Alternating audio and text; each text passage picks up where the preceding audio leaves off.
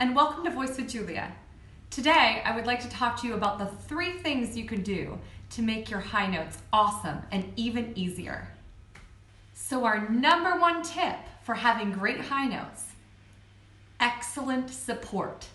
Now, I know you're all going to say, I know, I've heard it before, I know what support is. But let's break this down. Do you really know what support is? Are you sure you know? Because I talk to a lot of singers. I work with a lot of singers. And general knowledge seems to be that we need to support the tone by sending breath to the voice. And that's actually not correct. It's kind of the opposite of what support is supposed to do. You see, our body is a well-oiled machine and we're used to doing these natural functions automatic and we don't even have to think about it. And one of them is breathing. Inhaling and exhaling, right?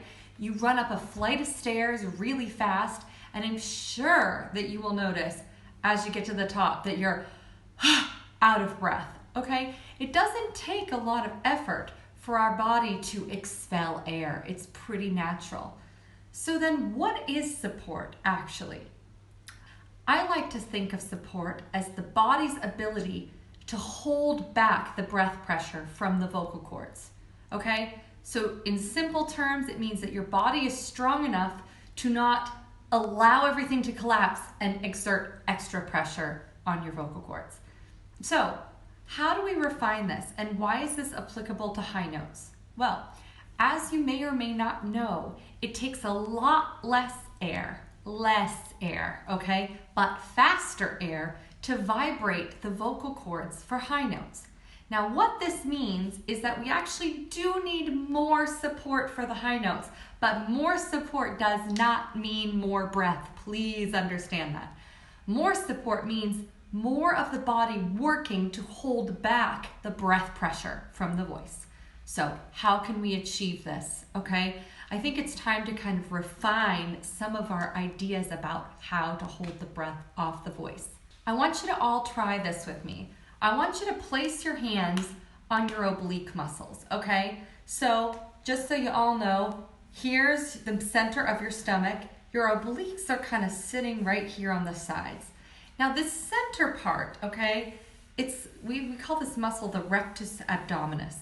And this muscle we want to maintain some flexibility.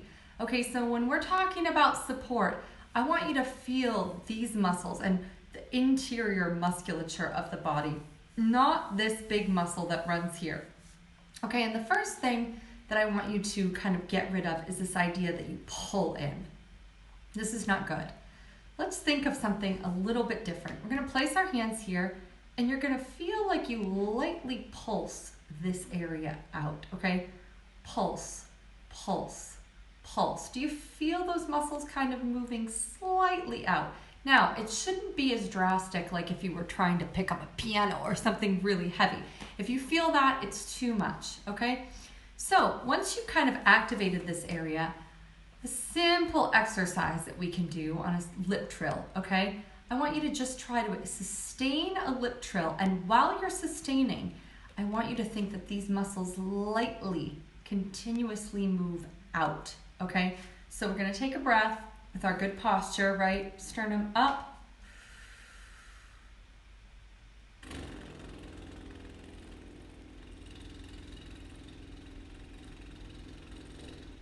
And now, as you do that, you're gonna feel these muscles moving out, okay? Now we can add pitch to that. We can do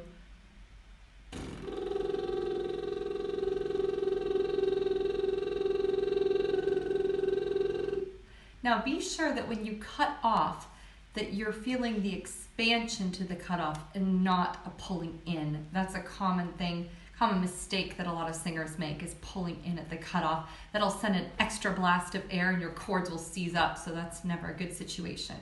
Okay, so now how does this apply to high notes? A very simple tip. When you're singing your repertoire, a note that's giving you a problem, I want you to, as you're approaching that note in the line, I want you to consciously focus on these muscles and find that slight and continuous, very important, slight and continuous motion outward as you're approaching the line, okay? So we can try this on a very simple arpeggio. We can do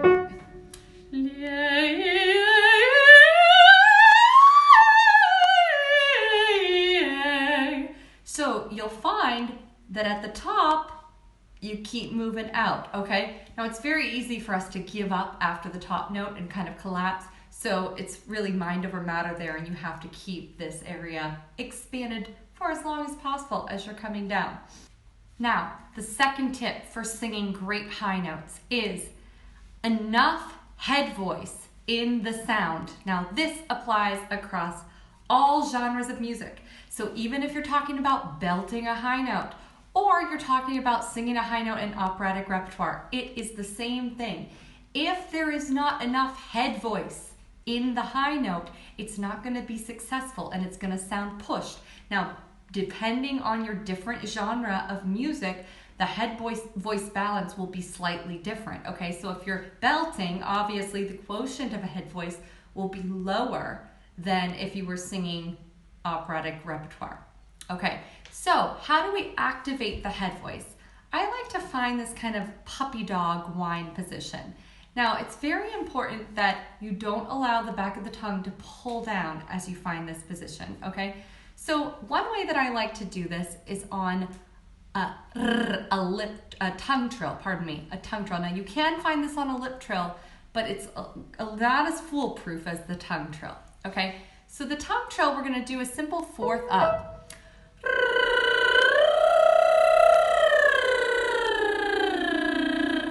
Now, what I want you to sensate in this is that the sound almost sounds like you're talking like this, and there's a little bit of that feeling, okay?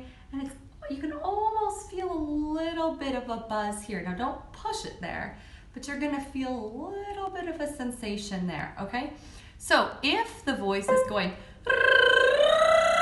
you know it's wrong because it's pulling down here at the tongue. You want this feeling.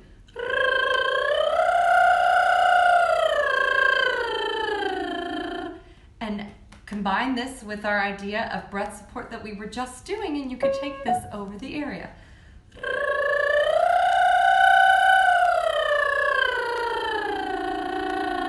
Now, I want you to take this little exercise of the tongue trill and take it to your repertoire where you're having problems, okay? And I just want you to make sure that you have that thin placement of the head voice, okay? And now when you go to sing that line in context, I want you to remember that balance and play around with the mix of head voice to chest voice. Chances are, if the high note is feeling kind of forced, there is too heavy of a mechanism being employed there, and you need to address the balance of the registers. Now, my third and final tip for singing great high notes, of course there's many other ingredients, but for this video we're gonna break it down into the top 3. You've heard me say this before, you heard me say this in my last video. Tongue position. This is a biggie, okay, because this influences the registration and influences the effect of the breath on the voice, okay? The tongue must not be in a retracted position. Now, when we think of the retracted tongue, we think it's drastic. Oh, I don't have tongue tension issues. My tongue stays up in my mouth. It never pulls down and back. But see, what you don't realize is that pulling down and back can be as subtle as 1 millimeter shift, okay? That's what I'm talking about, ladies and gents, 1 millimeter shift. So if the tongue is not going forward, it's pulling back most likely. So we need to think about the constant release of the tongue out of the throat, almost like a sea monster. It's coming out and this way, okay? Maintaining a slight ramp at the back of the tongue, okay? And that is to prevent the back from pushing and resting down. Again, it cannot just be pushing, it can be resting and also causing a problem, okay? So what I want you to do is just find that high tongue placement if you say the vowel E, E, okay? And we're just gonna do a gentle exercise on C,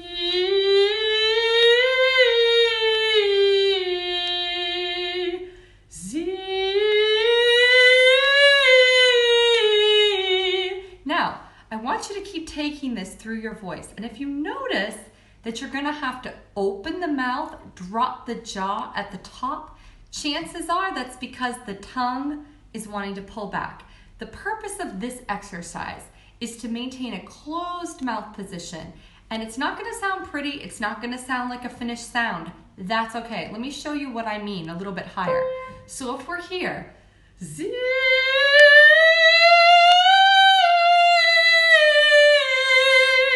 now obviously I wouldn't use that sound on the stage, but that is a therapeutic sound to make sure that my tongue is not retracting.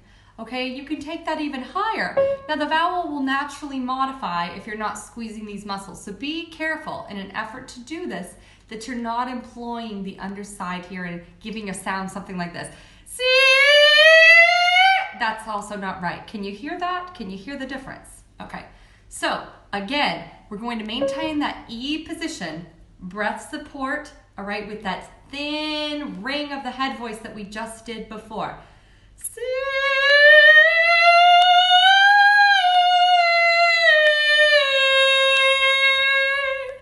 Okay, and now that you have those three elements, I want you to play around in your repertoire.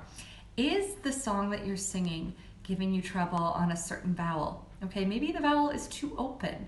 Maybe it's too oh, and it's pulling down the back of the tongue. Be careful, it might be. So then you might want to modulate the vowel a little bit more to ah, or a, or I. Do what works for you, and it's different in different parts of our range that we classify as high notes, right? For a belter, it might be this note, okay? For an operatic soprano, it might be this note. For an operatic baritone, it might be this note. So, based on your own particular instrument, the resonance structure and the vowels, you can play around with these three elements, okay? Of breath support, tongue position, and head voice balance. And let me know how it all feels to you. Thank you all so much for watching. I hope this video was valuable and that you can take away some of these elements and work with them on your own so that you can gain a better understanding of how your voice might function best when optimally aligned for high notes. As always, if you have any questions or comments, feel free to leave them below. And I look forward to seeing you here with my next video. Thank you.